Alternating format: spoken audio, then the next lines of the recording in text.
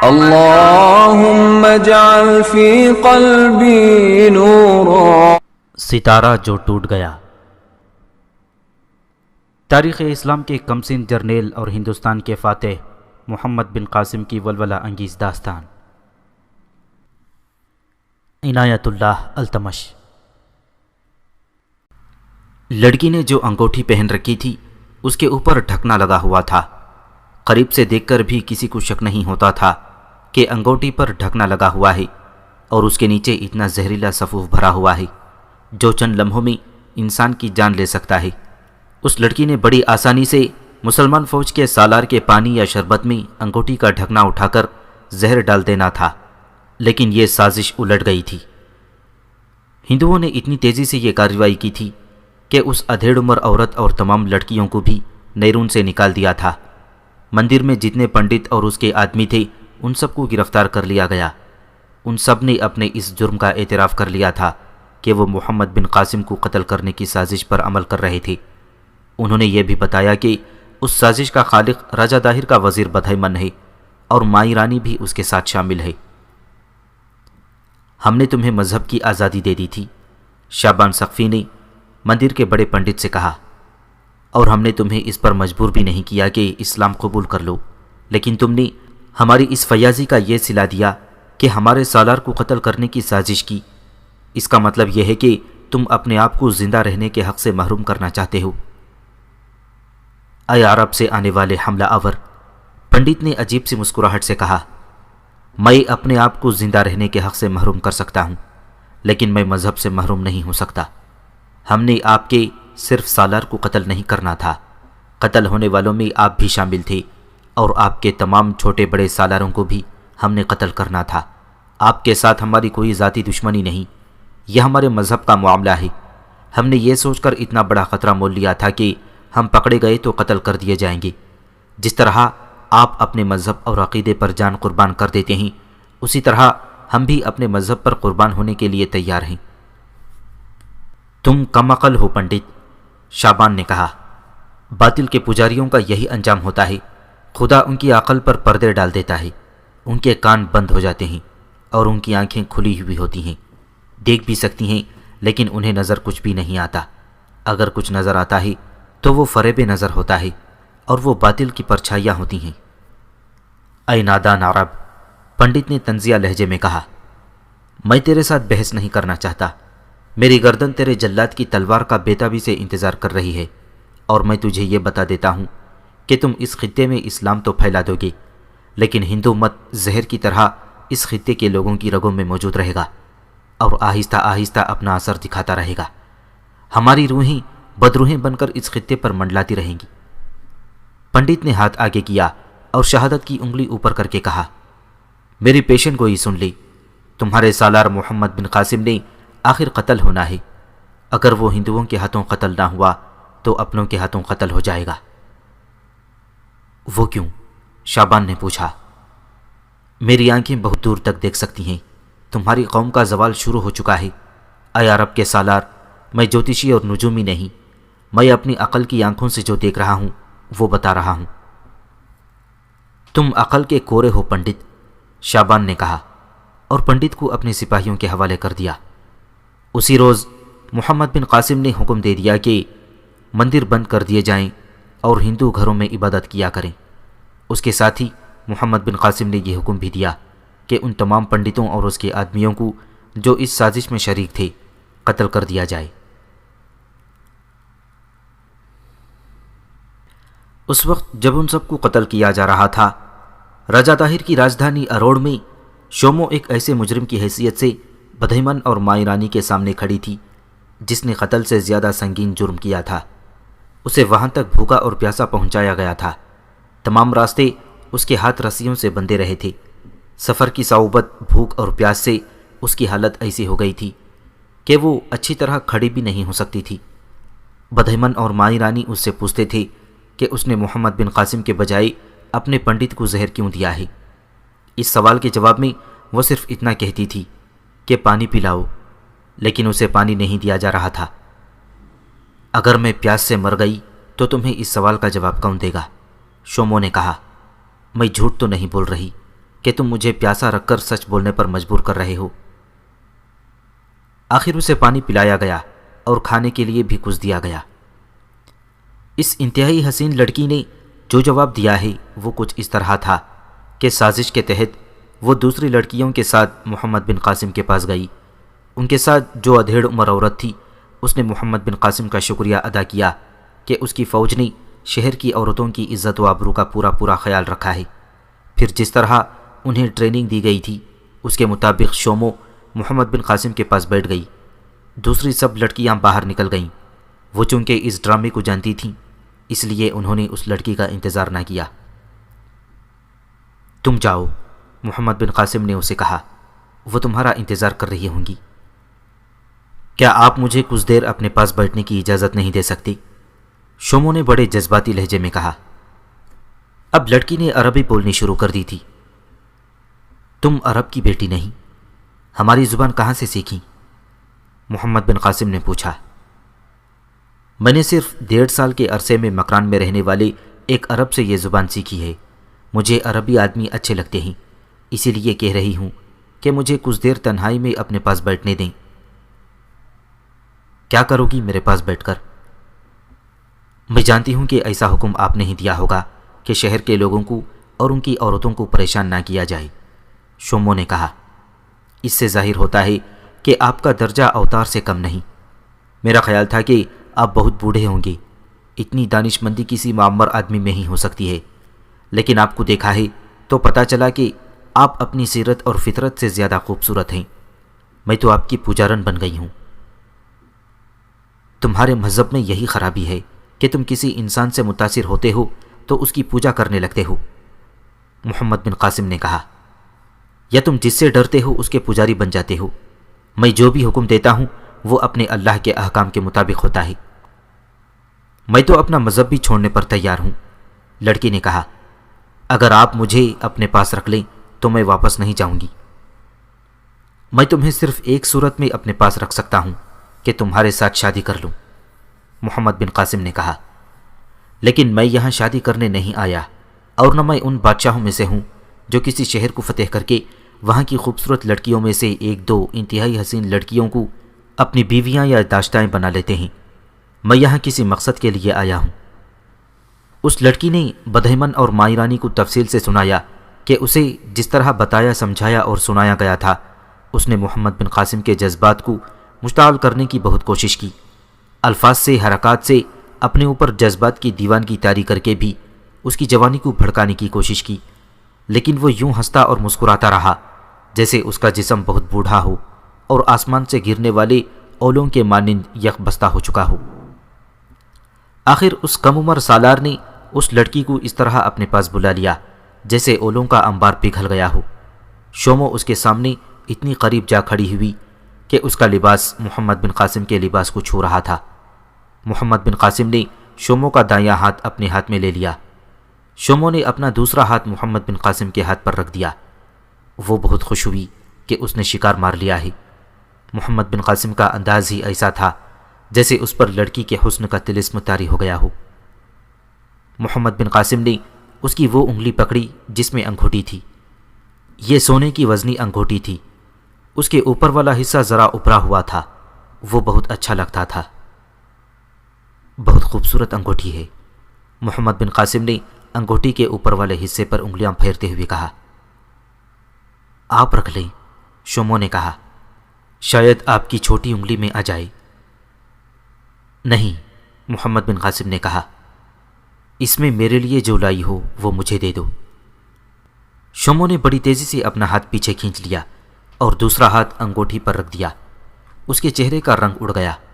محمد بن قاسم نے ہاتھ آگے کر کے اس کا انگوٹھی والا ہاتھ پھر پکڑ لیا اور اپنی طرف کھینچا۔ شومو نے ہاتھ چھوڑانے کی کوشش نہ کی۔ محمد بن قاسم نے انگوٹھی کے اوپر والے حصے پر اپنے انگوٹھے سے ذرا سا دباؤ ڈالا تو ڈھکنا کھل گیا۔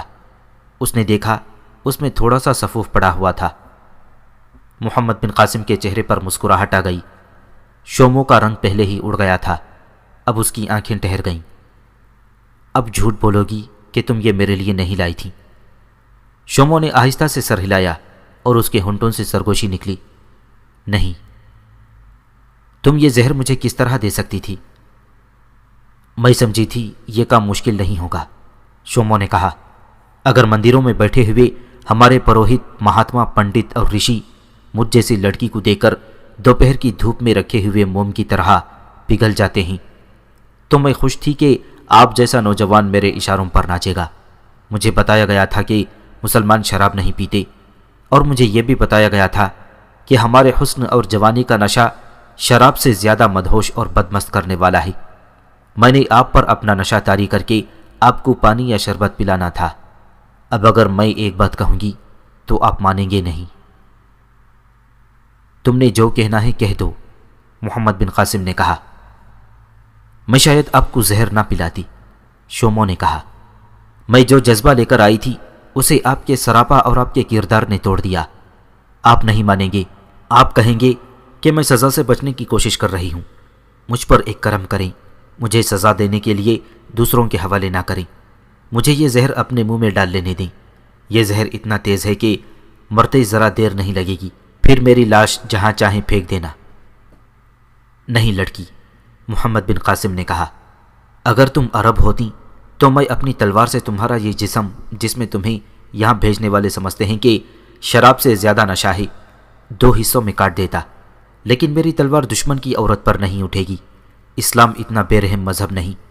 میں تمہیں باقی عمر پچھتاوے کے لیے اور تمہارے راجہ داہر اور اس کے وزیر کو شرمسار کرنے کے لیے یہاں سے زندہ بھیجوں گا۔ آپ انسان نہیں، شومو نے کہا۔ میں عربی میں بات کر رہی ہوں، اس لیے آپ کو فرشتہ کہوں گی۔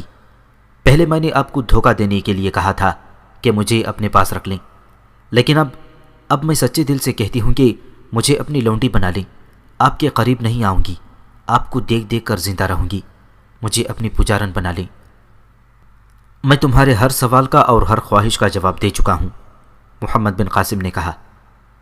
ہم پہلے بھی تم جیسی 3-4 لڑکیاں راجہ داہر کے پاس بھیج چکے ہیں۔ انہوں نے مکران میں پناہ گزین عربوں کے ساتھ شادیاں کر لی تھیں۔ تم شاید انہیں جانتی ہوگی، وہ بھی داہر کے وزیر بدہمن کی بھیجی ہوئی تھیں۔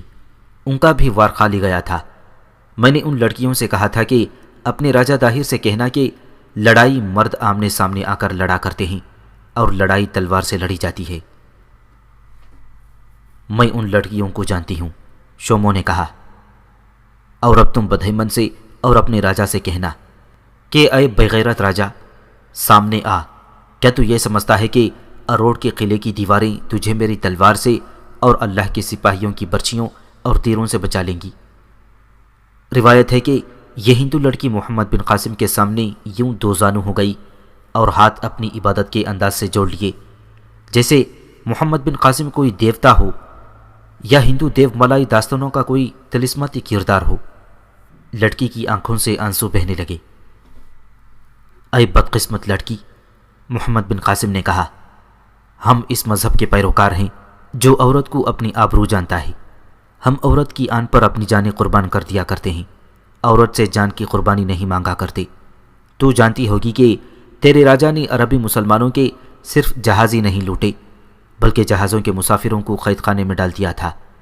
ہم نے اپنے قیدیوں کو چھڑانے کے لیے حملہ تو کرنا ہی تھا، لیکن ذرا سوچ سمجھ کر۔ مجھ سے پہلے ہمارے 2 سالار یہاں آ کر بہت بری شکست کھا کر مارے گئے تھے، اس لیے ہم نے پوری تیاری کر کے حملہ کرنا تھا۔ لیکن میرے چچا حجاج بن یوسف کو ایک قیدی عورت کا پیغام ملا تو حجاج نے اسی وقت مجھے حکم بھیجا کہ جہاں کہیں بھی ہو اور جو کچھ بھی کر رہے ہو سب چھوڑ دو اور سندھ کو روانہ ہو جاؤ، تمہیں فوج مل جائے گی۔ میں نے کوئی تیاری نہیں کی تھی، میرے دل میں اللہ اور اللہ کے رسول صلی اللہ علیہ وسلم کا نام تھا۔ آپ نے قیدی رہا کرا لیے ہیں، شومو نے کہا۔ ہم نے اس پورے شہر کو ایک ظالم راجہ سے آزاد کرایا ہے جس شہر کے قید خانے میں ہمارے قیدی تھے، محمد بن قاسم نے کہا۔ کیا تو اس راجہ کو ظالم نہیں کہے گی جو تجھ جیسی لڑکیوں کو اپنے دشمن کے پاس بھیجتا ہے؟ کیا تو نے کبھی محسوس نہیں کیا کہ تیرا ایک خاوند جو دلیر ہو اور مرد میدان ہو اور تو اس کی بہادری پر فخر کرے؟ اے عرب کے بہادر شہزادے، شومو نے کہا، میں اور مجھ جیسی بہت سی لڑکیاں اس قابل نہیں رہیں کہ ہم بیویاں بن کر عزت والے گھروں میں آباد ہوں۔ ہمارا شعور بیدار ہوا تو ہمیں یہ تربیت دی جانے لگی تھی ہماری حصے مار دی گئی تھی۔ ہم سب ان کے کھلونے ہیں جنہوں نے ہمیں اس کام کے لیے تیار کیا ہے۔ ہم اپنے پنڈتوں کا بھی دل بہلا لیا کرتی ہیں، لیکن آپ نے آج میری حصے بیدار کر دی ہیں۔ تم اب چلی جاؤ، محمد بن قاسم نے کہا۔ کہاں جاؤ گی؟ بڑے مندر میں۔ میں تمہارے ساتھ 2 محافظ بھیجوں گا، محمد بن قاسم نے کہا۔ نہیں، میں اکیلی چلی جاؤں گی۔ اور وہ اکیلی چلی گئی۔ میں مرنے سے پہلے سب کچھ اگل دینا چاہتی ہوں، اس نے بدہمن اور مائی رانی کو محمد بن قاسم کی ملاقات کی تفصیل سنا کر کہا۔ میں مندر چلی گئی۔ مجھے یوں محسوس ہو رہا تھا کہ مسلمانوں کا سالار میرے ساتھ ساتھ چلا آ رہا ہے، یا شاید وہ جادوگر ہے اور اس نے مجھ پر جادو کر دیا ہے۔ میں جادو کے اثر میں چلتی مندر میں پہنچی۔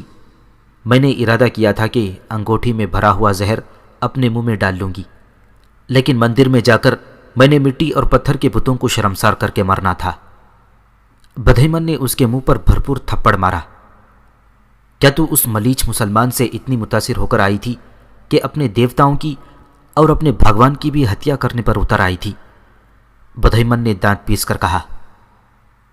میں اس کے جسم کی ایک ایک بوٹی کاٹ کر اسے ماروں گی، مائی رانی نے کہا۔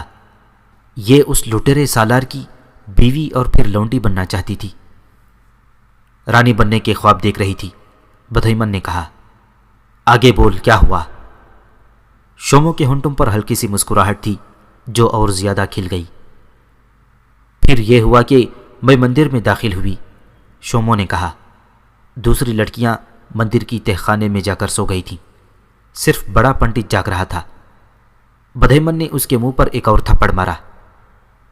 کہ پنڈت جی مہاراج جاگ رہے تھے، بدہمن نے کہا۔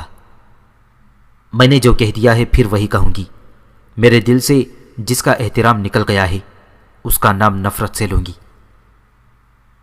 جو کہتی ہے اسے کہنے دو، مائی رانی نے کہا۔ بک کیا بکتی ہے؟ بڑا پنڈت میرے انتظار میں جاگ رہا تھا، شوموں نے کہا۔ مجھے دیکھتے ہی اس نے پوچھا کہ کام کر آئی ہو؟ میں نے کہا کر آئی ہوں۔ پنڈت نے خوشی سے نعرہ لگایا اور بازو پھیلا کر آگے بڑھا۔ اس نے مجھے بازوؤں میں سمیٹ لیا اور اٹھا کر اپنے کمرے میں لے گیا۔ اس کی تھوک کی بدبو ابھی تک میرے گالوں پر موجود ہے۔ اس نے مجھے بستر پر گرا لیا اور بدمست سانڈ کی طرح پھنکارنے لگا۔ میرا ارادہ بدل گیا۔ مرد کا وجود میرے لیے کوئی نئی چیز نہیں تھی۔ اس پنڈت کے پاس میں 2 بار پہلے بھی آ چکی تھی، لیکن میں اب پتھر کی نہیں رہی تھی۔ ایک وہ مرد تھا جس کے پاس مجھے بھیجا گیا تھا، لیکن اس نے مجھے عزت سے رخصت کیا۔ گناہ کی دعوت کو بھی وہ میرا بہت بڑا گناہ سمجھتا تھا۔ اسی جرم میں وہ مجھے قتل کرا سکتا تھا، لیکن اس نے میری انگوٹھی میں زہر دیکھ کر بھی اور میرے اس اعتراف پر بھی میں نے یہ زہر اسے دینا تھا۔ اس نے مجھے بخش دیا اور کہنے لگا کہ میں تمہارے ساتھ اپنے محافظ بھیجوں گا۔ ایک یہ مرد ہے جس کے دل میں مندر کا بھی احترام نہیں۔ میں نے پکا ارادہ کر لیا تھا کہ تم لوگ مجھے سزائے موت ہی دو گی تو میں خود ہی یہ زہر منہ میں ڈال لوں گی، لیکن میرے دل میں اس پنڈت کی ایسی نفرت بیٹھ چکی تھی کہ میرا ارادہ بدل گیا۔ میں یہ کہتے ہوئے بستر سے اٹھی کہ پانی پی لوں۔ میں نے پنڈت سے کہا کہ آپ بھی پانی پی لیں۔ پنڈت نے کہا کہ یہ رات کیا پانی پینے والی ہے؟ یہ کہہ کر اس نے طاق میں سے ایک سراہی اور 2 پیالے اٹھائے اور بولا، یہ پیو اور ہمیں بھی پلاؤ۔ میں نے دونوں پیالوں میں سراہی سے تھوڑی تھوڑی شراب ڈالی۔ میری پیٹھ پنڈت کی طرف تھی۔ میں نے انگوٹھی کھول کر زہر اس کے پیالے میں ڈال دیا اور ذرا سا ملا کر پیالہ اس کے ہاتھ میں دے دیا۔ اس نے ایک ہی گھونٹ میں شراب پی لی۔ مجھے معلوم نہیں تھا کہ یہ زہر اتنا تیز ہے۔ شراب کے یہ چند گھونٹ اس کے حلق سے اترے ہی تھے کہ اس نے اپنے دونوں ہاتھ اپنی شہہ رگ پر رکھے، پھر اس کے ہاتھ اس کے سینے پر آ گئے۔ اس کے منہ سے صرف یہ آواز نکلے کہ تو نے کیا پلا دیا ہے؟ میں نے کہا، پنڈت جی مہاراج، یہ کسی نہ کسی کو تو پلانا ہی تھا۔ میں باہر کو چل پڑی۔ دروازے میں پہنچی تو اپنا ایک آدمی دروازے میں داخل ہوا۔ کمرے میں فانوس جل رہا تھا۔ پنڈت اب ایک ہاتھ سینے پر اور ایک پیٹ پر رکھے ہوئے آگے کو جھک گیا تھا۔ وہ آدمی دوڑ کر پنڈت تک پہنچا۔ میں دروازے میں سے نکل گئی۔ پنڈت نے مرتے مرتے اسے بتایا ہوگا کہ میں اسے زہر پلا کر جا رہی ہوں۔ میں ایک طرف دوڑ پڑی تھی۔ کہاں جانا تھا تم نے؟ مائی رانی نے پوچھا۔ میں نے کچھ بھی نہیں سوچا تھا کہ میں کہاں جاؤں گی، میں اپنے آپ میں تھی ہی نہیں۔ اب یاد آتا ہے کہ میرا رخ اس طرف تھا جدھر مسلمانوں کے سالار رہتے تھے، لیکن مجھے رخ بدلنا پڑا کیونکہ مجھے اپنے پیچھے دوڑتے قدموں کی آوازیں سنائی دے رہی تھیں۔ وہ مجھے پکڑنے کے لیے آ رہے تھے۔ میں ایک گلی میں داخل ہو گئی، لیکن آگے سے یہ گلی بند تھی اور اس طرح انہوں نے مجھے پکڑ لیا، مجھے واپس مندر میں لے گئے۔ پنڈت مر چکا تھا۔ پھر تم لوگ جانتے ہو کہ مجھے یہاں تک کس طرح پہنچایا گیا۔ اگلے روز صبح سویرے اس ادھیڑ عمر عورت کو، جو لڑکیوں کے اس گروہ کو محمد بن قاسم کے پاس لے گئی تھی، اور ان تمام لڑکیوں کو سواریوں میں بند کر کے اونٹوں پر لاد کر شہر کے بڑے دروازے سے نکالا گیا تھا۔ اس کے بعد یہ خبر باہر نکالی گئی تھی کہ بڑا پنڈت مر گیا ہے۔ اس لڑکی کو بڑی ہی بے دردی سے مارا گیا تھا۔ جس رات شومو محمد بن قاسم کے پاس گئی تھی، اس سے اگلی صبح شعبان سقفی محمد بن قاسم کے پاس آیا اور اسے بتایا کہ ابھی ایسی خبر ملی ہے کہ مندر کا بڑا پنڈت مارا گیا ہے۔ شعبان نے یہ بھی بتایا کہ اس نے لاش دیکھی ہے۔ لاش کی حالت سے اور پنڈت کے منہ سے نکلی ہوئی جھاگ سے یہ پتہ چلتا ہے کہ اسے زہر دے کر ہلاک کیا گیا ہے۔ ہاں، محمد بن قاسم نے کہا، اسے یہ زہر ہی دیا گیا ہوگا، اور میں تمہیں بتاتا ہوں کہ اسے زہر کس نے دیا ہے۔ میں تمہیں بلانے ہی لگا تھا، رات کو میرے ہاں کچھ مہمان آئے تھے۔ محمد بن قاسم نے شعبان کو رات کا سارا واقعہ سنایا، شوموں کی ہر ایک بات اور ہر ایک حرکت سنائی۔ میں نے تمہیں یہ کہنا تھا کہ مندر بند کر دو، یہ راجہ داہر کے تخریب کاروں کا خفیہ اڈا بن گیا ہے۔ مجھے یقین ہے کہ پنڈت کو زہر اسی لڑکی نے دیا ہے جو رات کو میرے پاس آئی تھی۔ شعبان سقفی دوڑتا ہوا مندر تک پہنچا۔ اس نے دیکھا کہ ایک پیالے میں تھوڑا سا پانی باقی تھا۔ یہ چند قطرے دراصل شراب تھی، پانی نہیں تھا۔ شعبان سقفی نے ایک کتا منگوایا اور چند قطرے اس کے منہ میں انڈیل دیے۔ اتنے سے زہر سے ہی وہ کتا مر گیا۔ اس کے بعد شعبان سقفی نے جو کارروائی کی تھی وہ پہلے سنائی جا چکی ہے۔ ابن قاسم، شعبان نے مندر سے واپس آ کر محمد بن قاسم سے کہا، آپ شاید ان خطروں کو خاطر میں نہیں لا رہے جو آپ کے اور ہم سب کے ارد گرد منڈلا رہے ہیں۔ آپ جنگی چالوں اور حرب و ضرب کے ماہر ہو سکتے ہیں، لیکن دشمن کی ان چالوں کو سمجھ نہیں سکتے جو وہ زمین کے نیچے چلتا ہے۔ اور میں آپ کو یہ بھی بتا دیتا ہوں کہ جو میں جانتا اور سمجھتا ہوں وہ آپ نہیں سمجھ سکتے۔ آئندہ کوئی بھی اجنبی مرد یا عورت میری اجازت کے بغیر آپ تک نہیں پہنچے گی۔ شعبان سقفی ادھیڑ عمر آدمی تھا اور جاسوسی اور سراغ رسانی کے معاملے میں اس کی ذہانت عرب کی تمام تر فوج میں مشہور تھی۔ ان تمام معاملات میں محمد بن قاسم اس کے سامنے محض ایک طفل مکتب تھا۔ محمد بن قاسم کو نیرون بغیر لڑے مل گیا تھا۔ وہاں تک منجنیقیں کشتیوں پر لے جائی گئی تھیں۔ جب نیرون کا محاصرہ کیا گیا تو تمام منجنیقیں ساتھ نہیں لے جائی گئی تھیں، ان میں سے چند ایک محاصرے کے ساتھ رکھی گئی تھیں، باقی سب کشتیوں میں ہی رہنے دی گئی تھی، اور کشتیاں دریائے ساکرہ کے کنارے بندھی ہوئی تھیں۔ دریا نیرون سے کچھ میل دور تھا۔ سب سے بڑی منجنیق عروس بھی ابھی دریا میں تھی۔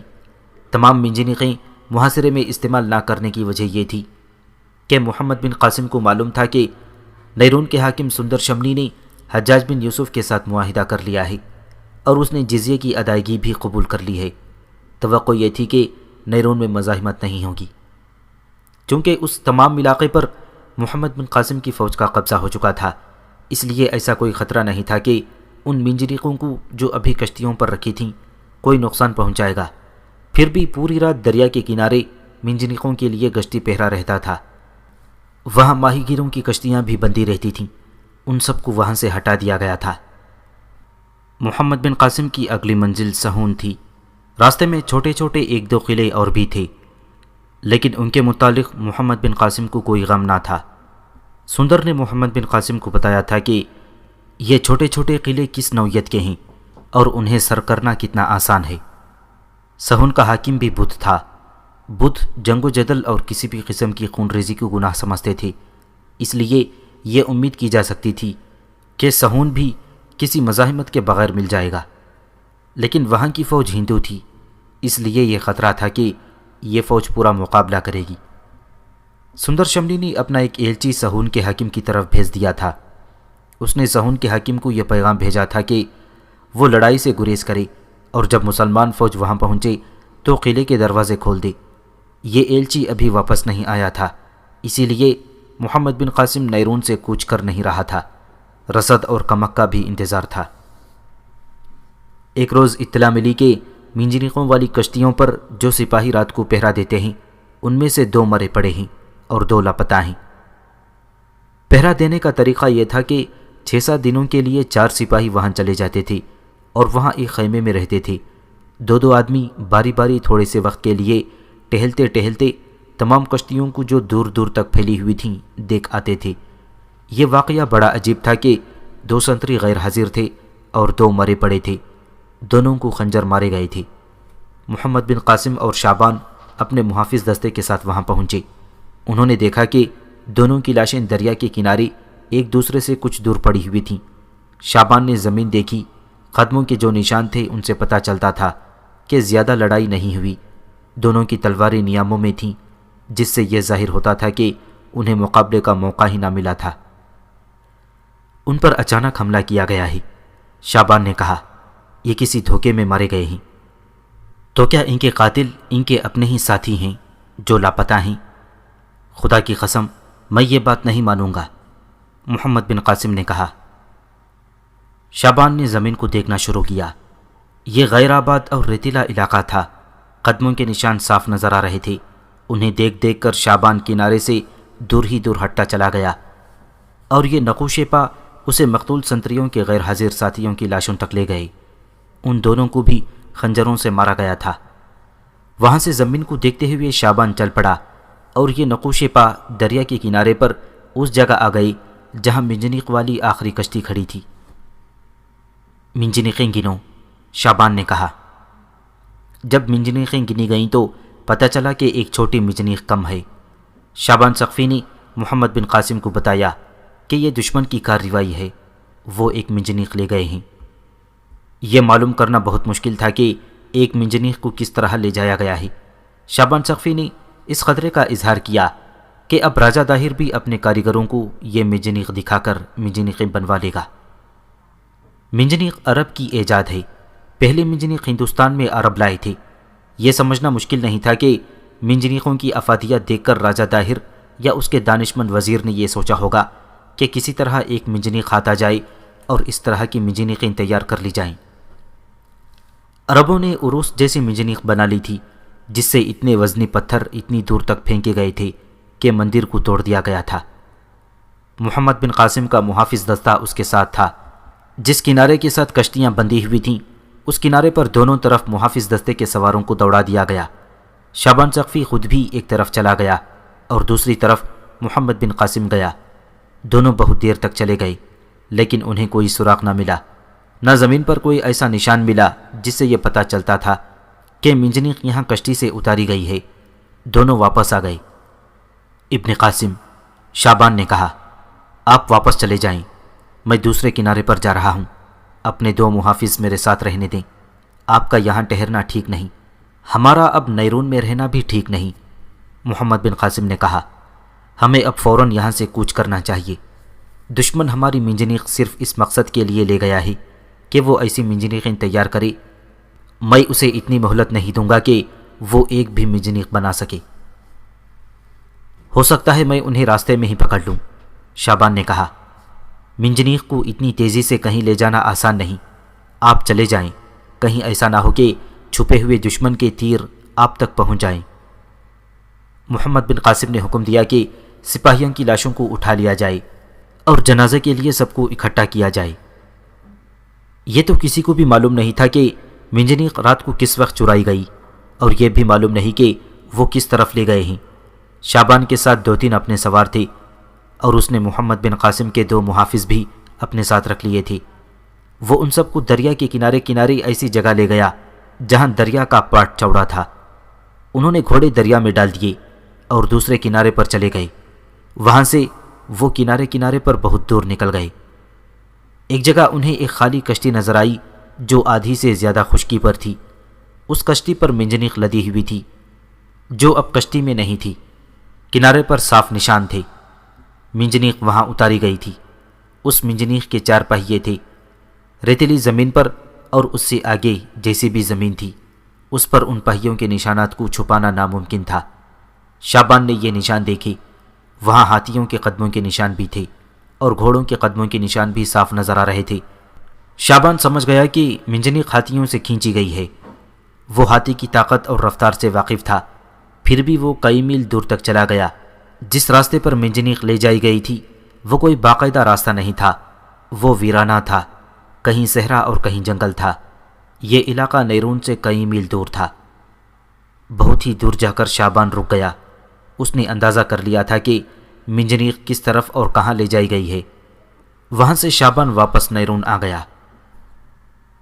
ابن قاسم، شعبان نے واپس آ کر محمد بن قاسم سے کہا، ہمارے 4 سپاہیوں کو انہی آدمیوں نے قتل کیا ہے جو منجنیق لے گئے ہیں، اور میں یقین سے کہتا ہوں کہ منجنیق سیوستان لے جائی گئی ہے۔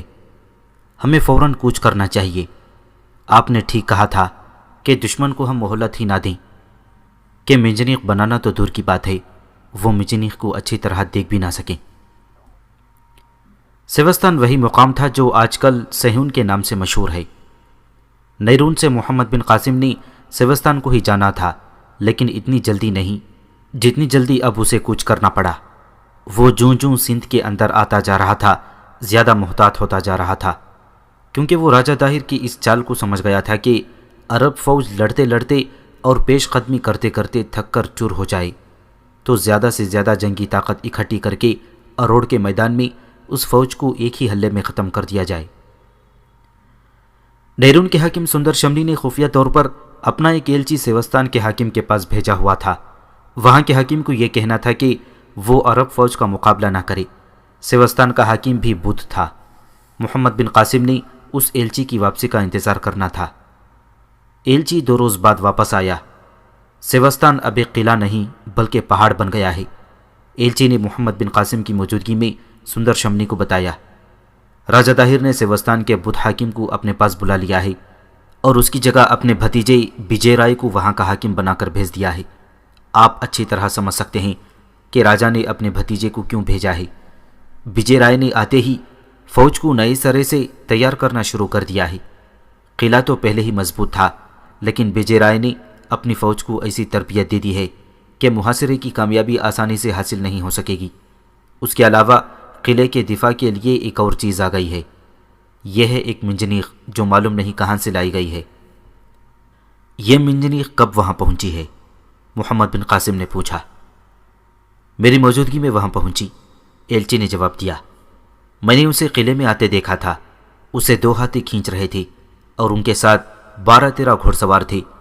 میں یہ دیکھ کر حیران ہوا کہ یہاں کی فوج منجنیق کہاں سے لائی ہے۔ یہاں کوئی کاریگر ایسا نہیں جو منجنیق بنا سکے۔ یہ منجنیق یہاں سے چرائی گئی ہے، محمد بن قاسم نے کہا اور پوچھا، کیا تم نے دیکھا نہیں کہ اس منجنیق کا وہ کیا بنائیں گے؟ اسے انہوں نے شہر پناہ کے بڑے دروازے کے اوپر دیوار پر رکھ دیا ہے، ایلچی نے جواب دیا، اور انہوں نے بڑے بڑے پتھروں کے ڈھیر منجنیق کے ساتھ لگوا دیے تھے۔ محمد بن قاسم ہنس پڑا۔ خدا کی قسم، محمد بن قاسم نے کہا، یہ لوگ جاہل ہیں۔ ایک طرف وہ اتنے دلیر ہیں کہ انہوں نے یہاں آ کر ہمارے 4 آدمیوں کو قتل کیا اور منجنیق لے گئے، اور دوسری طرف وہ اتنے احمق ہیں کہ یہ بھی معلوم کرنے کی کوشش نہیں کی کہ منجنیق کہاں اور کس طرح استعمال ہوتی ہے۔ آگے بات کرو۔ سیوستان کی زیادہ تر آبادی بدھوں کی ہے، ایلچی نے کہا۔ میں شہر میں گھومتا پھرتا رہا ہوں۔ شہر کے لوگ لڑائی نہیں چاہتے، مگر وجے رائے انہیں ڈراتا رہتا ہے کہ مسلمان آ گئے تو کسی گھر میں کچھ نہیں چھوڑیں گے اور شہر کی تمام جوان لڑکیوں کو اپنی فوج میں تقسیم کر دیں گے۔ یہ وہی پروپیگنڈا تھا جو ہر جگہ ہوتا آیا تھا، لیکن مسلمانوں کا طرز عمل اور مفتوحہ بستیوں اور قلعہ بند شہروں کے لوگوں کے ساتھ ان کا سلوک اور رویہ اتنا اچھا اور دشمن کے پروپیگنڈے کے خلاف ہوتا تھا کہ پروپیگنڈا بے اثر ہو جاتا تھا۔ دیبل فتح ہوا تو وہاں کے کچھ لوگ اور تاجر وغیرہ دوسرے شہروں میں گئے تھے۔ نیرون سے بھی کچھ لوگ سیوستان اور دوسرے شہروں میں گئے تھے۔ وہ جہاں جاتے وہاں مسلمانوں کے حسن سلوک کا ذکر کرتے تھے۔ ایسا ہی سیوستان میں ہو رہا تھا۔ ارمن بیلا، دیبل اور نیرون کے بعض لوگ سیوستان پہنچے تھے اور انہوں نے وہاں کے لوگوں کو بتایا تھا کہ مسلمان فوج فصل کو خراب نہیں کرتی، مفتوحہ شہر میں لوٹ مار نہیں کرتی، دکانداروں کا مال نہیں اٹھاتی، اور مسلمانوں کی سب سے بڑی خوبی یہ بیان کی گئی کہ عورتوں کو عزت کی نگاہ سے دیکھتے ہیں۔ سندر کے ایلچی نے بتایا کہ سیوستان میں فوج اور شہریوں میں اختلاف پایا جاتا ہے۔ اس بدھ ایلچی نے جب دیکھا تھا کہ سیوستان کا حاکم بدل گیا ہے تو وہ ایلچی سے جاسوس بن گیا تھا۔ محمد بن قاسم نے نیرون میں انتظامی امور کے لیے کچھ آدمی رہنے دیے اور فوج کا ایک آدھ دستہ بھی وہاں چھوڑا اور سیوستان کی طرف کوچ کر گیا۔ تاریخوں، دنوں اور مہینوں کے متعلق اختلاف پایا جاتا ہے، اس لیے یقین سے یہ لکھنا ناممکن ہے کہ محمد بن قاسم نے کون سے مہینے کی کس تاریخ کو کوچ کیا۔ ان راستوں کے متعلق بھی اختلاف موجود ہیں جن راستوں پر محمد بن قاسم ایک جگہ سے دوسری جگہ گیا تھا۔ محمد بن قاسم اب زیادہ محتاط ہو گیا تھا۔ اس نے اپنی فوج کو 3 حصوں میں تقسیم کر کے کوچ کیا، خود درمیان والے حصے کے ساتھ رہا۔ اس کے علاوہ اس نے ہراول دستہ آگے بھیج دیا تھا جو سوار تھا۔ دائیں اور بائیں شتر سواروں کے دستے تھے جو فوج سے دور دور آگے بڑھے جا رہے تھے۔ یہ اہتمام اس لیے کیا گیا تھا کہ ایک منجنیق کی چوری سے محمد بن قاسم کو یہ خطرہ محسوس ہونے لگا تھا کہ دشمن پہلوؤں سے یا فوج کے عقبی حصے پر یا رسد کے چھکڑوں پر شبخون کی طرز کے حملے کر سکتا ہے۔ محمد بن قاسم نے حکم دیا تھا کہ کوچ بہت تیز ہو اور پڑاؤ کم سے کم کیے جائیں۔ فوج کی نفری اور راجہ داہر کی فوج کے مقابلے میں خاصی کم تھی، لیکن یہ فوج تیز و تند سیلاب کی مانند بڑھی جا رہی تھی۔ اسلام ہندوستان میں داخل ہو رہا تھا اور راجہ داہر حق کے سیلاب کو روکنے کی سر توڑ کوشش کر رہا تھا۔ اس نے اپنی فوج کو مختلف قلعوں میں بڑی خوبی سے تقسیم کر دیا تھا۔ انہی دفاعی انتظامات کے تحت اس نے سیوستان سے بدھ حاکم کو ہٹایا اور اپنے سگے بھتیجے کو وہاں بھیج دیا تھا۔ وہ فوج کا حاکم بھی تھا اور قلعے کا بھی۔ تیسرے دن عرب کی یہ فوج موج کے مقام پر پہنچی۔ یہ مقام سیوستان کے انتظامیہ کے تحت آتا تھا۔ زیادہ تر مورخوں نے لکھا ہے کہ موج کوئی بستی نہیں تھی۔ موج کا مطلب ندی یا دریا تھا جہاں محمد بن قاسم نے پڑاؤ کیا تھا۔ وہاں سے سیوستان یعنی سیہون قریب ہی تھا۔ یہ جگہ سرسبز تھی، پانی کی بہتات تھی، اس لیے وہاں ایک بستی تھی جس میں بدھ مت کے پیروکار آباد تھے اور آبادی کے لحاظ سے ایک قصبہ تھا۔ فتح البلدان میں بھی یہی لکھا ہے کہ اس علاقے میں بدھ آباد تھی۔ مشہور اور مستند مورخ بلازری نے لکھا ہے کہ جب محمد بن قاسم وہاں پہنچا تو اس علاقے کے بدھوں کے راہبوں کا ایک وفد جو محمد بن قاسم کے پاس گیا۔ بدھوں کے راہب شمنی کہلاتے تھے۔ انہوں نے محمد بن قاسم سے کہا کہ وہ امن اور دوستی چاہتے ہیں کیونکہ محبت اور امن ان کے مذہب کا بنیادی اصول ہے۔ چچنامہ کی روایت ہے کہ بدھوں نے سیوستان کے حاکم وجے رائے کو یہ پیغام بھیجا تھا: آپ قلعہ بند ہیں اور آپ کے پاس فوج ہے، ہم کمزور ہیں اور ہم لڑنا نہیں جانتے، ہم لڑنا چاہیں تو بھی نہیں لڑ سکتے کیونکہ ہم بدھ ہیں اور ہم مہاتما بدھ کے اس فرمان کی حکمتولی نہیں کر سکتے کہ فوجوں سے بستیاں روندی جا سکتی ہیں، تلوار سے جسم کاٹے جا سکتے ہیں اور تیروں سے سینے چھلنی کیے جا سکتے ہیں، لیکن انسانوں کے دل نہیں جیتے جا سکتے۔ اگر آپ چاہتے ہیں کہ ہم مسلمان سالار کی اطاعت قبول نہ کریں تو کچھ فوج بھیج دیں، لیکن ہم نہیں لڑیں گے۔ وجے رائے نے اس پیغام کا یہ جواب دیا تھا کہ بدھوں کے وفد کو حقارت سے دیکھا اور حکم دیا کہ انہیں واپس بھیج دو۔ اس کے بعد شمنیوں کا یہ وفد محمد بن قاسم کے پاس گیا اور کہا کہ اگر وہ ان کی بستیوں پر قابض ہونا چاہتا ہے تو یہ سوچ لے کہ اسے ذرا سے بھی مزاحمت کا سامنا نہیں ہوگا۔ اگر آپ ہم سے گھوڑوں اور اونٹوں کے لیے چارہ لینا چاہتے ہیں تو لے لیں۔ ایک شمنی نے کہا، آپ لشکریوں کے لیے اناج بھی لے سکتے ہیں اور آپ نقد رقم کا مطالبہ کریں گے تو ہم وہ بھی ادا کریں گے۔ امن اور دوستی سے بڑھ کر کوئی چیز قیمتی نہیں، محمد بن قاسم نے کہا۔ آپ نے دوستی کا ہاتھ بڑھایا ہے تو ہم آپ کو ضمانت دیتے ہیں کہ آپ کے بستیوں کی حفاظت اور آپ کے جان و مال کی حفاظت کے ذمہ دار ہم ہوں گے۔ محمد بن قاسم نے وہاں سے کوچ کیا تو سیوستان جا پہنچا۔ اس قلعہ بند شہر کے دروازے بند تھے اور وہاں کی فوج شہر کی ہر طرف دیوار پر کھڑی تھی۔ وجے رائے کو اطلاع مل گئی تھی کہ عرب فوج آ رہی ہے۔ اس نے قلعے کا دفاع مضبوط کر دیا تھا۔ عرب فوج نے دیکھا کہ ایک منجنیق بڑے دروازے کے اوپر دیوار پر رکھی ہوئی تھی۔ محمد بن قاسم کے حکم سے ایک نائب سالار آگے گیا اور اس نے اعلان کیا کہ مقابلہ کیے بغیر قلعے کے دروازے کھول دو۔ اگر ہم نے لڑ کر قلعہ فتح کیا تو ہم جزیہ بھی وصول کریں گے اور تاوان بھی، اور ہم شہر سے مال غنیمت بھی اکٹھا کریں گے، اور ہم فوج کے حاکموں کو زندہ نہیں رہنے دیں گے۔ آگے آؤ، دیوار کے اوپر سے اعلان ہوا، قلعہ فتح کر کے دکھاؤ۔ منجنیقیں دیوار کے قریب کر لو، محمد بن قاسم نے حکم دیا۔ جب منجنیقیں آگے لے جائی گئیں تو دیوار کے اوپر سے تیروں کا مہ برس پڑا۔ اس کے ساتھ ہی جو منجنیق دیوار پر لگائی گئی تھی اس سے پتھر پھینکے جانے لگے۔ عرب فوج دیوار کے قریب چلی گئی، لیکن کوئی ایسی جگہ نظر نہیں آتی تھی جہاں منجنیقوں سے مسلسل سنگباری کر کے دیوار میں شگاف ڈالا جا سکتا تھا۔ قلعے کے اندر کی صورتحال وجے رائے اور اس کی فوج کے لیے ٹھیک نہیں تھی۔ پہلے شہریوں کا ایک وفد وجے رائے کے پاس گیا اور اسے کہا کہ وہ قلعے کے دروازے کھول دے۔ وجے رائے نے غصے کے عالم میں اس وفد کو دھتکار دیا۔ مہاراج، شہریوں کے وفد نے کہا، آپ کو شہریوں سے کوئی تعاون نہیں ملے گا، شہر میں زیادہ آبادی بدھوں کی ہے۔ وجے رائے نے وفد کے ان تمام آدمیوں کو قید خانے میں بھیج دیا اور اس نے یہ حکم جاری کیا کہ جو لوگ نہیں لڑنا چاہتے وہ گھروں میں بند ہو جائیں اور باہر نہ نکلیں، اور جو لوگ لڑنا چاہتے ہیں وہ ہتھیار بند ہو کر دیواروں پر چلے جائیں۔ وجے رائے نے مسلمانوں کی فوج کے لیے یہ دشواری پیدا کر دی کہ جس طرح سے مسلمان دیوار میں سرنگ لگانے کے لیے آگے بڑھتے ان پر تیروں کی بوچھاڑیں آنے لگتی۔ وجے رائے نے یہ دلیرانہ اقدام بھی کیا کہ شہر کا ایک دروازہ کھلتا اور سینکڑوں گھڑ سوار باہر آ کر گھوڑے سر پر دوڑاتے، محمد بن قاسم کی فوج پر حملہ بولتے اور واپس چلے جاتے۔ محمد بن قاسم نے سب سے بڑی منجنیق عروس سے نشانے پر پتھر پھینکنے کے ماہر جعونہ سلمی کو طلب کیا۔ تم دیکھ رہے ہو جعونہ، محمد بن قاسم نے اسے کہا، ہندوؤں نے ہماری چرائی ہوئی منجنیق دیوار پر لگا رکھی ہے اور ہم پر پتھر پھینک رہے ہیں۔ چھوٹی منجنیق سے اس سے نشانہ نہیں بنایا جا سکتا۔ تم نے دیبل کے مندر کا گنبد توڑ کر جھنڈا گرایا تھا، اب اس منجنیق کو اڑا دو۔ اڑ جائے گی سپہ سالار، جعونہ سلمی نے کہا، میں صرف 3 پتھر پھینکوں گا۔ اس نے عروس کو آگے کیا اور 3 وزنی پتھر پاس رکھوائے۔ اس منجنیق کو 500 آدمی کھینچتے تو اتنا وزنی پتھر مطلوبہ فاصلے اور نشانے پر جاتا تھا۔ جعونہ سلمی نے عروس کو موزون جگہ پر رکھوا کر اس پر پہلا پتھر رکھوایا۔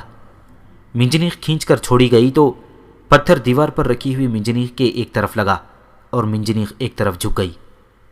دوسرا پتھر منجنیق کو سامنے سے لگا، منجنیق ٹوٹی بھی اور اتنے زیادہ وزنی پتھر کے دھکے سے پیچھے کو گئی اور قلعے کے اندر نیچے جا پڑی۔ محمد بن قاسم کے حکم سے تمام منجنیقوں سے شہر پر سنگباری شروع کر دی گئی۔ اس کے جواب میں وجے رائے نے دستے باہر بھیج کر محاصرین پر حملے جاری رکھے۔ مسلمان سوار دشمن کے سواروں کا تعاقب کرتے تھے، لیکن دشمن کے سوار قلعے کے اندر چلے جاتے تھے۔ اس طرز کی جنگ 7-8 روز جاری رہی۔ ایک رات محمد بن قاسم کے فوج کے آدمی 2 آدمیوں کو پکڑ لائے۔ ان کا حلیہ بہت برا تھا، ان کے کپڑے کیچڑ سے لت پت تھے اور وہ کہتے تھے کہ قلعے کے اندر سے آئے ہیں اور مسلمانوں کے سپہ سالار کے پاس جانا چاہتے ہیں۔ انہیں محمد بن قاسم کے پاس لے جانے کے بجائے شعبان کے پاس لے گئے، وہ جاسوس بھی ہو سکتے تھے۔ میں کیسے مان سکتا ہوں کہ تم قلعے کے اندر سے آئے ہو؟ شعبان نے کہا، کیا صرف تم دونوں کے لیے قلعے کے دروازے کھول دیے گئے تھے؟ اور کیا تم لوگ یہ سمجھتے ہو کہ قلعے کے دروازوں سے ہی اندر باہر آ جا سکتے ہیں؟ ان میں سے ایک نے کہا، وہ جس طرف چٹانیں اور ٹیلے ہیں اس طرف دیوار کے نیچے قلعے کے پانی کے نکلنے کا راستہ ہے۔ چونکہ اس طرف چٹانیں اور ٹیلے ہیں اور جگہ جگہ پانی جمع ہے اور دلدل بھی ہے، اس لیے وہ راستہ کسی کو معلوم نہیں، اور ویسے بھی کوئی اس طرف جا نہیں سکتا۔ ہم دونوں اس راستے سے رینگ رینگ کر نکلے ہیں۔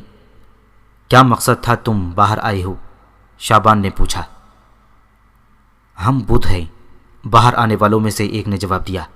کیا نیرون اور موج والوں نے تمہیں بتایا نہیں کہ سوستان کے اندر زیادہ تر آبادی بدھ لوگوں کی ہے، اور یہاں ہمارے شمنی بھی ہیں، اور تم لوگ یہ تو جانتے ہوگے کہ بدھ مت کے لوگ کسی کے ساتھ لڑائی نہیں کیا کرتے، اور ہم یہ جانتے ہیں کہ مسلمان ان کو اپنا دوست جانتے ہیں جو ان کے ساتھ لڑائی نہیں کرتے۔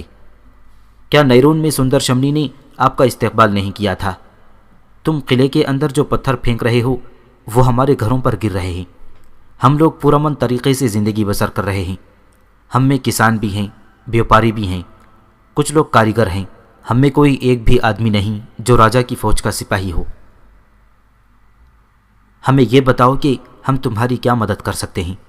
شعبان سقفی نے کہا، تم لوگ شہر کے اندر رہتے ہو، تمہیں پتھروں سے کس طرح بچایا جا سکتا ہے؟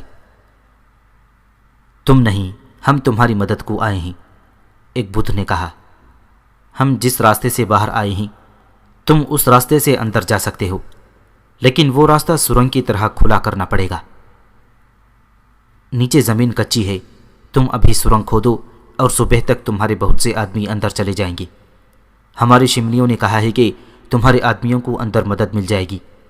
ہم دونوں تمہیں وہ جگہ دکھا دیتے ہیں۔ شعبان سقفی اسی وقت ان دونوں کو محمد بن قاسم کے پاس لے گیا اور اسے یہ ساری بات سنائی۔ محمد بن قاسم فوراً وہاں پہنچا اور دیکھا کہ قلعے کی دیوار کے ساتھ اس طرف کا علاقہ اس قابل نہیں تھا کہ وہاں کھڑا بھی رہا جا سکتا۔ وہاں بدبو بھی تھی اور کھڈ اور ٹیلے بھی تھے۔ محمد بن قاسم نے شعبان کو ساتھ لے کر پانی کے باہر نکلنے کا راستہ دیکھا۔ محمد بن قاسم نے وہیں کھڑے کھڑے ایک ترکیب سوچ لی اور اسی وقت اس پر عمل شروع کر دیا۔ اس نے قلعے کے اس حصے پر جس طرف پانی کا راستہ تھا سنگ باری کا حکم دے دیا، لیکن کوئی منجنیق اس طرف نہ رکھی۔ اس کے ساتھ ہی اس نے سرنگ کھودنے والے آدمیوں کو کہا کہ صبح سے پہلے پہلے سرنگ مکمل کر لی جائے۔ یہ سرنگ اس نوعیت کی تھی کہ یہ پانی کا راستہ تھا، اسے کھلا کرنا تھا، زمین سخت نہیں تھی۔ اس کی کھدائی شروع کر دی گئی، لیکن یہ مشکل پیدا ہو گئی کہ سرنگ کھودی گئی تو باہر جو پانی جمع تھا واپس سرنگ میں آ گیا۔ اندر سے باہر گیا ہوا پانی تھا اور اس میں بارش کا پانی بھی بہت تھا۔ محمد بن قاسم وہیں کھڑا رہا اور سرنگ کھودنے والے بڑی تیزی سے اپنا کام کرتے رہے۔ ادھر سنگباری اس قدر تیز کر دی گئی کہ اندر اس طرف آنے کی کوئی جرت نہیں کر سکتا تھا۔ سرنگ کھودنے والے کمر سے اوپر تک پانی میں ڈوبے ہوئے اپنا کام کر رہے تھے۔ محمد بن قاسم نے جب دیکھا کہ پانی اوپر ہی اوپر چڑھتا آ رہا ہے تو اس نے اپنے اور بہت سے آدمی بلا کر پانی کا ایسا راستہ کھدوا دیا جس سے پانی پھر واپس کو آنے لگا۔ قلعے کی دیوار نیچے بہت چوڑی تھی، سرنگ کو زیادہ تر نیچے رکھنا تھا۔ اسلامی فوج میں سرنگیں کھودنے کے ماہر موجود تھے، انہوں نے بڑی خوبی سے اور بڑی تیزی سے اپنا کام کیا۔ صبح ابھی تاریک تھی جب سرنگ مکمل ہو گئی۔ سب سے پہلے منتخب جانبازوں کو سرنگ میں داخل کیا گیا۔ چونکہ وقت بہت کم تھا اس لیے سرنگ زیادہ کشادہ نہ کی جا سکی۔ 2 آدمی پہلو با پہلو ذرا سا جھک کر اس میں سے گزر سکتے تھے۔ مشکل یہ تھی کہ پانی جو اندر سے آ رہا تھا وہ سخت بدبودار تھا۔ یہ مجاہد اپنے چہروں پر کپڑے لپیٹے سرنگ میں سے آگے نکلتے گئے۔ جو ہی پہلے 2 آدمی اندر پہنچے انہوں نے پیچھے والوں کو بتایا اور پیچھے والوں نے قلعے کے باہر تک پیغام پہنچا دیا کہ سنگ باری روک دی جائے۔ ایک تو یہ 2 بدھ ان کے ساتھ تھے جو باہر آئے تھے اور ان کا ایک ساتھی اندر ان کے انتظار میں کھڑا تھا۔ انہوں نے محمد بن قاسم کے ان جانبازوں کو ایک قریبی دروازے تک پہنچا دیا۔ دروازے کی حفاظت کے لیے چند ایک ہندو سپاہی وہاں موجود تھے۔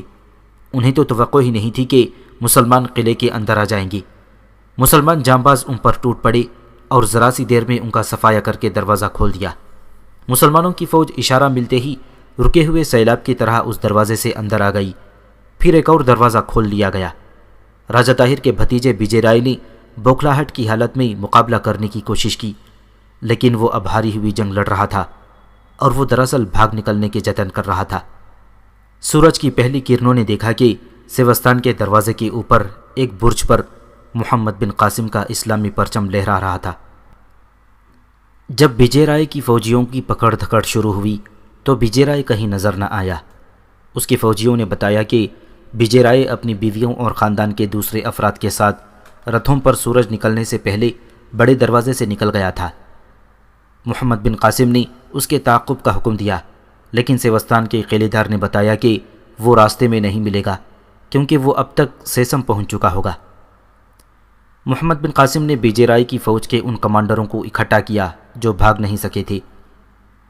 انہیں کہو کہ مجھے 2 آدمی دے دیں، جنہوں نے ہماری منجنیق چرائی تھی اور ہمارے 4 مجاہدوں کو قتل کیا تھا۔ محمد بن قاسم نے کہا، اگر یہ پسو پیش کرتے ہیں تو ان سب کی گردنیں کاٹ دو اور ان کے گھروں کا تمام مال و اسباب مال غنیمت میں رکھ لو۔ شعبان ان کمانڈروں سے مخاطب ہوا اور انہیں محمد بن قاسم کا حکم سنایا اور یہ بھی کہا کہ انہیں لا علمی کا اظہار کرنے کی صورت میں فوراً قتل نہیں کیا جائے گا، بلکہ ان کے ہاتھ پاؤں باندھ کر اور زمین پر لٹا کر ان پر گھوڑے دوڑائے جائیں گے۔ ان کمانڈروں نے بتا دیا کہ منجنیق چرانے اور مسلمان سپاہیوں کو قتل کرنے والے کون تھے۔ تمام ہندو فوجی اب جنگی قیدی تھے، انہیں ایک طرف بٹھا دیا گیا تھا۔ ان میں سے 10 آدمیوں کو اٹھا کر محمد بن قاسم کے سامنے کھڑا کر دیا گیا۔ ان کی تعداد 14 تھی، صرف 10 موجود تھے اور 4 بھاگ گئے تھے۔ ان کے ساتھ اس گروپ کے انچارج کے طور پر ایک کمانڈر گیا تھا، اس نے خود ہی اپنے آپ کو پیش کر دیا۔ ان کے بیانات سے معلوم ہوا کہ منجنیق کی چوری کی اسکیم راجہ طاہر اور اس کے وزیر بدہمن نے بنائی تھی اور یہ کام وجے رائے کے سپرد کیا تھا۔ وجے رائے نے اپنے منتخب انتہائی دلیر فوجی اس کام پر مامور کیے تھے اور ان کا ایک کمانڈر جو تجربے کار سالار تھا ان کے ساتھ بھیجا تھا۔ ان کے ایک جاسوس نے بتایا تھا کہ کچھ منجنیقیں ابھی تک کشتیوں میں رکھی ہوئی ہیں اور کشتیاں دریا کے کنارے پر بندھی ہوئی ہیں۔ جاسوس نے یہ بھی بتایا تھا کہ وہاں 4 آدمی پہرے کے لیے ایک خیمے میں موجود رہتے ہیں۔ 14 آدمی ایک کمانڈر کے ساتھ گھوڑوں پر دور کا چکر کاٹ کر نیرون سے دور دور اس جگہ پہنچے جہاں دریائے ساکرہ میں منجنیقوں والی کشتیاں بندھی ہوئی تھیں۔ ان میں سے 2 آدمی عام سے مسافروں کے بھیس میں کشتیوں کے پہرے داروں کے پاس گئے۔ ہم آپ کو آپ کے خدا کا واسطہ دیتے ہیں کہ ہماری مدد کریں، ان میں سے ایک نے روتے ہوئے کہا، ہم بدھ مذہب کے آدمی ہیں اور سفر میں ہیں، ہمارے ساتھ 2 جوان بیٹیاں ہیں، یہاں سے تھوڑی دور رہزنوں نے ہمیں روک لیا ہے، وہ ہماری لڑکیوں کو گھسیٹ کر لے جا رہے ہیں، انہوں نے ہم سے رقم اور زیورات بھی چھین لیے ہیں، ہمارے ساتھ 2 بوڑھے آدمی تھے، ان دونوں کو رہزنوں نے قتل کر دیا ہے، ہم دونوں ادھر بھاگ آئے، ہم چونکہ مہاتما بدھ کے پیروکار ہیں اس لیے ہم ہتھیار لے کر نہیں چلتے، نہ ہم کسی کے ساتھ لڑائی کرتے ہیں۔ کیا وہ رہزن گھوڑوں یا اونٹوں پر سوار ہیں؟ عربی پہرے دار نے پوچھا۔ نہیں، انہیں جواب ملا، وہ پیدل جا رہے تھے، ہم نے سنا ہے کہ مسلمان مظلوموں کی مدد کرتے ہیں اور ظالموں کو قتل کر دیتے ہیں، اب یہاں آپ کی بادشاہی ہے، ہماری مدد کریں۔ ان ہندو فوجیوں نے جو بہروپ میں تھے مظلومیت کی ایسی اداکاری کی کہ عربی پہرے داروں کو جوش آ گیا۔ انہوں نے ان ہندوؤں کی مدد کا یہ طریقہ اختیار کیا کہ ان میں سے 2 تلواریں اور برچیاں لے کر ان کے ساتھ دوڑ پڑے۔ ان کے پاس گھوڑے نہیں تھے، وہ پیدل دوڑے جا رہے تھے۔ دور سے عورتوں کی چیخوں اور آہوزاری کی آوازیں آ رہی تھیں جن سے پتہ چلتا تھا کہ رہزن ابھی دور نہیں گئے ہیں۔ پہرے دار اور تیز دوڑ پڑے اور اس جگہ جا پہنچے جہاں سے عورتوں کی چیخیں اٹھ رہی تھیں۔ وہاں درخت بھی تھے اور گھنی جھاڑیاں بھی تھیں۔ وہاں سے 4-5 آدمی اٹھے، انہوں نے خنجروں سے ان دونوں پہرے داروں کو قتل کر دیا۔ وجے رائے کے ان فوجیوں کے باقی ساتھی چھپتے چھپاتے پہرے داروں کے خیمے کے پاس پہنچ گئے تھے۔ 2 پہرے دار خیمے میں لیٹے ہوئے تھے۔ ہندو فوجیوں نے انہیں اٹھنے کی مہلت نہ دی اور انہیں خنجروں سے قتل کر دیا۔ یہ کام کر کے یہ فوجی دریا کے کنارے اکٹھے ہوئے اور منجنیقوں والی کشتیوں کی قطار میں جو آخری کشتی تھی وہ کھولی اور اسے چپو مارتے ہوئے لے گئے۔ بہت دور دوسرے کنارے کے ساتھ 2 جنگی ہاتھی کھڑے تھے جو اس گروہ کے ساتھ لائے گئے تھے۔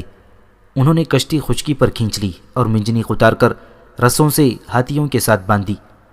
یہ جنگی ہاتھی تھے جو بڑی تیز رفتار سے دوڑ سکتے تھے۔ ان کے مہاوتوں نے انہیں اور زیادہ تیز دوڑا دیا اور رات ہی رات اتنی دور نکل گئے جہاں ان کے تعاقب میں کوئی نہیں پہنچ سکتا تھا۔ ان لوگوں نے محمد بن قاسم کو بتایا کہ اس منجنیق کو راجہ طاہر کی راجدھانی اروڑ تک پہنچانا تھا، لیکن وجے رائے نے یہ غلطی کی کہ اس منجنیق کو قلعے کی دیوار پر رکھوا دیا۔ وہ کہتا تھا کہ عرب کی فوج سیوستان کو فتح کرنے کے لیے آئے گی تو وہ صرف ایک منجنیق سے عربوں کا محاصرہ توڑ دے گا، لیکن ہوا یہ کہ عرب کی فوج آئی تو اس نے عروج سے 2 پتھر پھینک کر اس منجنیق کو بھی توڑ دیا اور دیوار سے گرا بھی دیا۔ وجے رائے کو شاید معلوم نہیں تھا کہ راجہ طاہر منجنیق کیوں حاصل کرنا چاہتا ہے۔ طاہر یہ منجنیق اپنے کاریگروں کو دکھا کر اس طرح کی بہت سی منجنیقیں بنوانا چاہتا تھا۔ یہ انکشاف بھی ہوا کہ رضا طاہر نے ان عربوں سے جنہیں اس نے مکران میں آباد کر رکھا تھا پوچھا تھا کہ ان میں منجنیق بنانے والا کوئی کاریگر ہے۔ الافی نے اسے جواب بھیجا تھا کہ یہاں کوئی ایسا عرب نہیں جو منجنیق تیار کر سکے۔ حقیقت یہ تھی کہ الافیوں میں 2 آدمی منجنیق بنا سکتے تھے، لیکن وہ جانتے تھے کہ یہ منجنیق اپنے عرب بھائیوں کے خلاف استعمال ہوں گی۔ محمد بن قاسم نے اس گروہ کے کمانڈر اور 10 کے 10 آدمیوں کو قتل کروا دیا۔